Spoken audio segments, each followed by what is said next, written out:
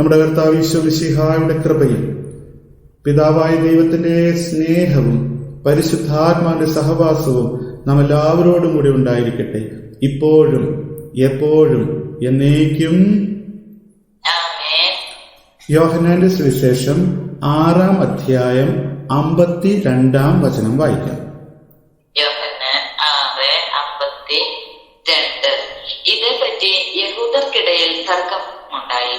തന്റെ ശരീരം നമുക്ക് ഭക്ഷണമായി തരാൻ ഇവൻ എങ്ങനെ കഴിയുമെന്ന് അവർ ചോദിച്ചു. യഹൂദർക്കിടയിൽ തർക്കമുണ്ടായി. യഹൂദരാരാ? ദൈവത്താൽ പ്രത്യേകമായി തെരഞ്ഞെടുക്കപ്പെട്ടവരാണ്. ആത്മീയതയിലേക്ക് അവരെ ഈശോ പിതാവായ ദൈവം എങ്ങനെയൊക്കെ വഴി നടത്തി. എന്നിട്ടും യഹൂദർക്കിടയിൽ തർക്കമുണ്ടായി. ഈ തർക്കത്തിന്റെ കാരണം എന്താണ്? അവർ ദൈവത്തോട് യാത്ര ചെയ്യേണ്ടവരെങ്കിലും ആത്മീയരാകണ്ടെങ്കിലും ജഡികരായി മാറി. ഗലാത്യ 3:3.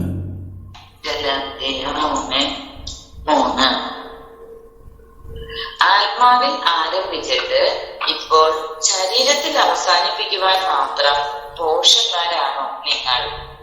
1 കൊരിന്തോസ് 3:3. 1 കൊരിന്തോസ് 3:3. എന്തെന്നാൽ നിങ്ങൾ ഇപ്പോഴും ജഡിക മനുഷ്യർ തന്നെ. നിങ്ങളുടെ ഇടയിൽ അസൂയയും തർക്കവും നിലനിൽക്കുമ്പോൾ നിങ്ങൾ ജഡികരും സാധാരണക്കാരുമല്ലേ. യാക്കോബ് 3:16. യാക്കോബ് 3:16. എവിടെ അസൂയയും സ്വാർത്ഥമോഹവും ഉണ്ടോ അവിടെ ക്രമക്കേടും എല്ലാ ദുഷ്ടവും. യാക്കോബ് 4:1-2. യാക്കോബ് 4:1-2. നിങ്ങളുടെ ഇടയിൽ തർക്കങ്ങളും ഏറ്റുമുട്ടലുകളും ഉണ്ടാകുന്നത് എങ്ങനെയാണ്? നിങ്ങളുടെ അവയവങ്ങളിൽ പോരാടിക്കൊണ്ടിരിക്കുന്ന ദുരാശകളിൽ നിന്നല്ലേ അവ ഉണ്ടാകുന്നത്. നിങ്ങൾ ആഗ്രഹിക്കുന്നത് നിങ്ങൾക്ക് ലഭിക്കുന്നില്ല. നിങ്ങൾ കൊല്ലുകയും അസൂയപ്പെടുകയും ചെയ്യുന്നു, എന്നാൽ നിങ്ങൾക്ക് ഒന്നും ലഭിക്കുന്നില്ല. നിങ്ങൾ വഴക്കിടുകയും യുദ്ധം ചെയ്യുകയും ചെയ്യുന്നു, നിങ്ങൾ ആവശ്യപ്പെടുന്നില്ല, അതിനാൽ നിങ്ങൾക്ക് ലഭിക്കുന്നില്ല. ഗലാത്യ 5:15. ഗലാത്യ 5:15. എന്നാൽ നിങ്ങൾ അന്യോന്യം കടിച്ചു കീറുകയും വിഴുങ്ങുകയും ചെയ്ത് പരസ്പരം നശിപ്പിക്കാതിരിക്കാൻ ശ്രദ്ധിച്ചു കൊള്ളുക. 2 കൊരിന്തോസ് 12:20. 2 കൊരിന്തോസ് 12:20. ഒരു പക്ഷേ ഞാൻ വരുമ്പോൾ ഞാൻ ആഗ്രഹിക്കുന്ന നിലയിൽ നിങ്ങളെയും നിങ്ങൾ ആഗ്രഹിക്കുന്ന നിലയിൽ എന്നെയും കാണാതിരിക്കുമോ എന്ന് ഞാൻ ഭയപ്പെടുന്നു. കലഹവും അസൂയയും കോപവും മാത്സര്യവും അപവാദവും പരദൂഷണവും അഹന്തയും അസ്വസ്ഥതയും ആയിരിക്കുമോ കണ്ടെത്തുന്നത്. തീത്തോസ് 3:3. തീത്തോസ് 3:3.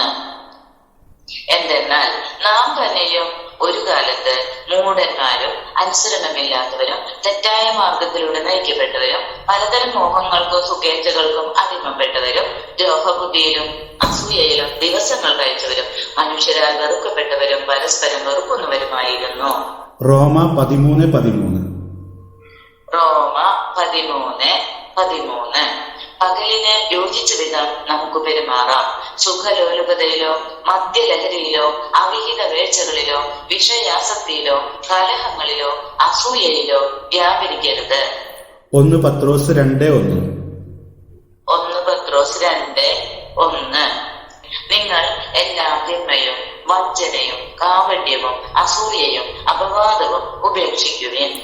2 തിമോത്തി 2:14.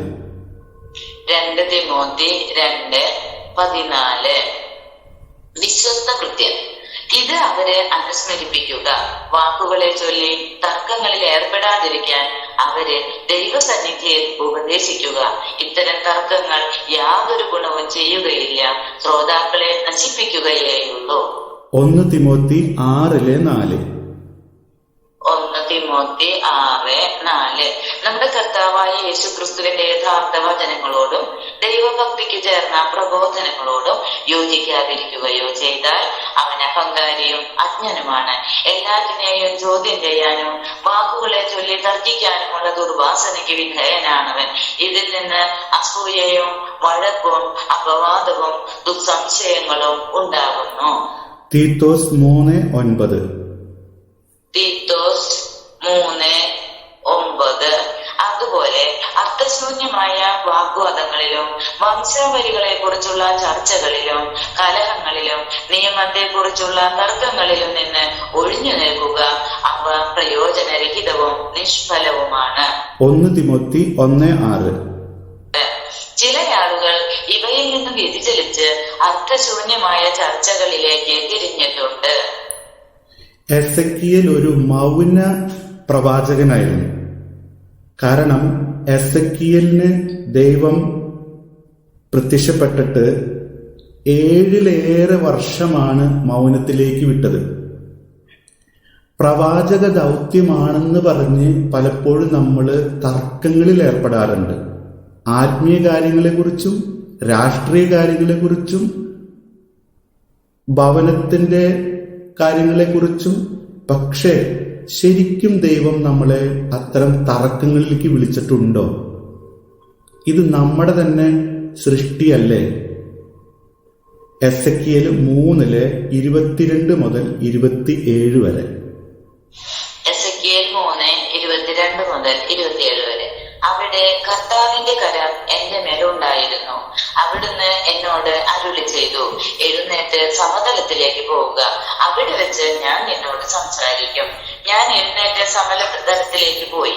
ഇതാ കർത്താവിന്റെ മഹത്വം അവിടെ നിൽക്കുന്നു. കേബാർ നദിയുടെ തീരത്ത് ഞാൻ കണ്ട മഹത്വം പോലെ തന്നെ ഞാൻ കമിഴ്ന്നു വീണു. ആത്മാവ് എന്നിൽ പ്രവേശിച്ച് എന്നെ എഴുന്നേൽപ്പിച്ചു നിർത്തി എന്നോട് സംസാരിച്ചു. അവിടുന്ന് എന്നോട് അരുളി ചെയ്തു, നീ വീട്ടിൽ പോയി കഥ കടച്ചിരിക്കുക. മനുഷ്യപുത്ര, നീ ജനത്തിന്റെ അടുത്തേക്ക് ചെല്ലാതിരിക്കാൻ നീ കയറുകൊണ്ട് വലിഞ്ഞു കെട്ടപ്പെടും. നിന്റെ നാവിനെ ഞാൻ ആ നാക്കിനോട് ഒട്ടിച്ചു നിർത്തും. അവരെ ശാസിക്കാനാവാത്ത വിധം നിന്റെ നാവ് ബന്ധിക്കപ്പെടും. കാരണം അവർ ധിക്കാരികളുടെ ഭവനമാണ്.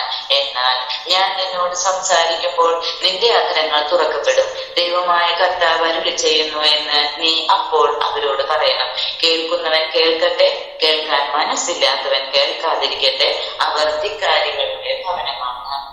ഇനി ഒരു 7 വർഷത്തിന് ശേഷം, 7 വർഷത്തിന് മേലെയുള്ള സമയത്തിന് ശേഷം എസെക്കിയേൽ 33:21-22. എസെക്കിയേൽ 33:21-22. ഞങ്ങളുടെ പ്രവാസത്തിന്റെ 12-ാം വർഷം 10-ാം മാസം 5-ാം ദിവസം ജെറുസലേമിൽ നിന്ന് ഓടി രക്ഷപ്പെട്ട ഒരുവൻ എന്റെ അടുക്കൽ വന്നു പറഞ്ഞു, നഗരം നിബന്ധിച്ചിരിക്കുന്നു. രക്ഷപ്പെട്ടവൻ എന്റെ അടുക്കൽ വന്നതിന്റെ തലേ ദിവസം വൈകുന്നേരം കർത്താവിന്റെ കരം എന്റെ മേൽ വന്നു. രാവിലെ അവൻ എന്റെ അടുക്കൽ വന്നപ്പോഴേക്കും എന്റെ വാ കർത്താവ് തുറന്നിരുന്നു. എനിക്ക് സംസാരിക്കാൻ ശക്തി ലഭിച്ചു. നമ്മള് ഒരു വ്യർത്ഥ ഭാഷണം നടക്കുന്ന ഇടയിൽ 7 മിനിറ്റ് മൗനം കാത്താ മതി. 7 മിനിറ്റ് സ്തുതിച്ചാൽ മതി. നമ്മൾ ആ ബന്ധനത്തിൽ നിന്ന് മാറി നിൽക്കും. എഫേഷ്യൻസ് 5:4.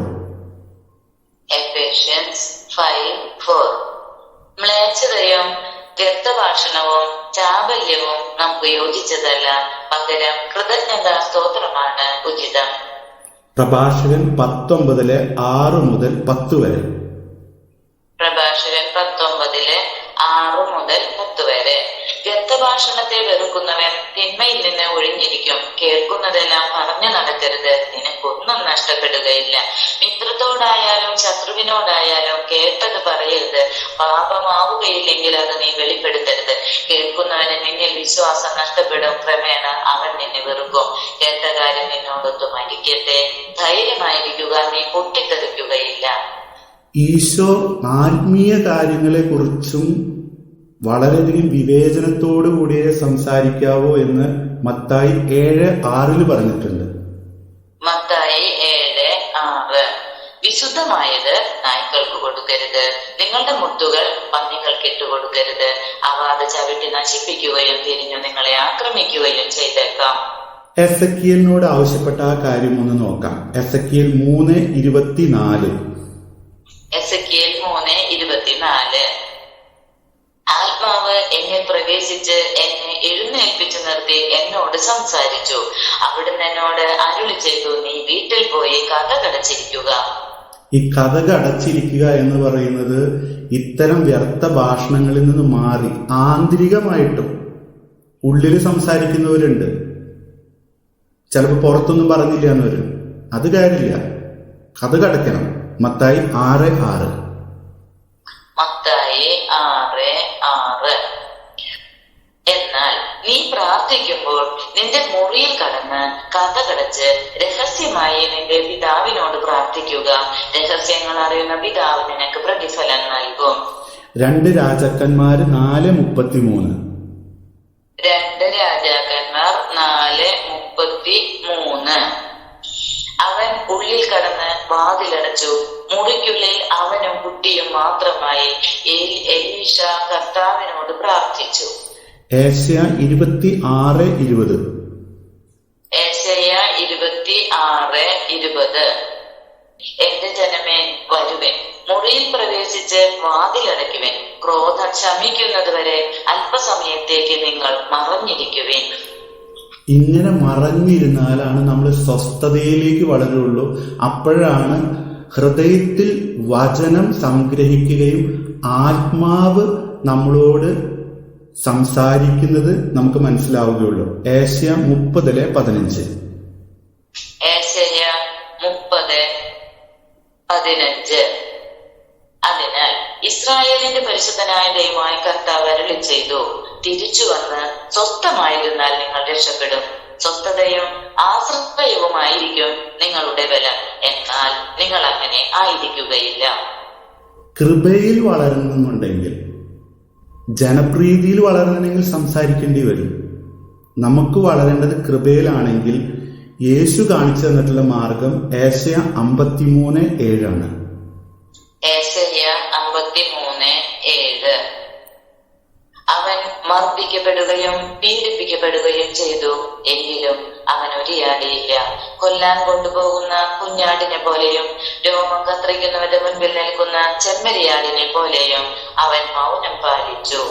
ഏശയ്യ 42:2. ഏശയ്യ 42:2. അവൻ വിലപിക്കുകയോ സ്വരമുയർത്തുകയോ ഇല്ല, തെരുവീതിയിൽ ആ സ്വരം കേൾക്കുകയുമില്ല. നമ്മൾ ലോകത്തിലാണ് ജീവിക്കുന്നത്, കുടുംബത്തിലാണ് ജീവിക്കുന്നത്, ഒരു മൗന ആശ്രമത്തിലൊന്നല്ല. അങ്ങനെയെങ്കിൽ നമ്മൾ സംസാരിക്കേണ്ടി വരുമ്പോൾ എങ്ങനെ സംസാരിക്കണം? പ്രഭാഷകൻ 21:25. പ്രഭാഷകൻ 21:25. വ്യർത്ഥഭാഷകൻ അന്യരുടെ വാക്കുകൾ ആവർത്തിക്കുന്നു, വിവേകി വാക്കുകൾ തൂക്കി ഉപയോഗിക്കുന്നു. പ്രഭാഷകൻ 28:25. പ്രഭാഷകൻ 28:25. വാക്ക് അളന്നു തൂക്കി ഉപയോഗിക്കുക, വായ്ക്ക് വാതിലും പൂട്ടും നിർമ്മിക്കുക. Praise the Lord.